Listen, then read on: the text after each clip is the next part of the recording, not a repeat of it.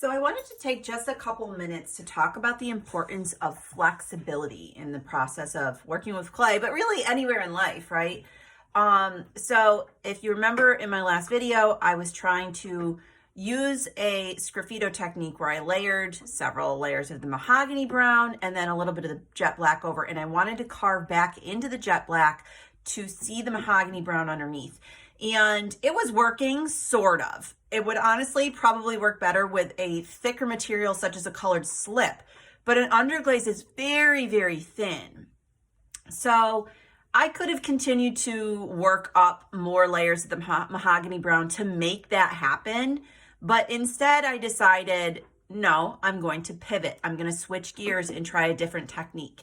So now that I have, worked with that brown underneath and then sort of did a dry brushing technique of the black over the top, I'm really loving how these little shells are coming out. I started working with that turquoise on the interior. That's only one layer. I still need to work up two more, but it is so important, guys, whenever you're working with a material, whenever you're running into frustration anywhere in life, to just kind of breathe and think to myself or yourself, what is my end goal?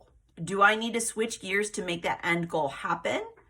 Or do I stubbornly keep going down a path that's not working exactly the way I want, or it's basically becoming more trouble than it's worth? Pivoting is okay in your artistic process. It is okay in life as long as you're keeping that end goal in mind and you're flexible throughout the process. So as I started doing this sgraffito technique, like I said, it was working sort of. But what I was noticing is a lot of defects were happening. I was seeing that color of the actual clay body underneath peeking through if I dug just a little bit too deep, and I'm thinking I'm going to have to go and, patch half of this piece. So instead of being stubborn and continuing on down that path, I switched gears and I'm really loving how these are turning out. So don't be afraid to call me over and if you need some help so that we can bounce some ideas off each other, and I can either help you with the process that you're struggling with or we can pivot.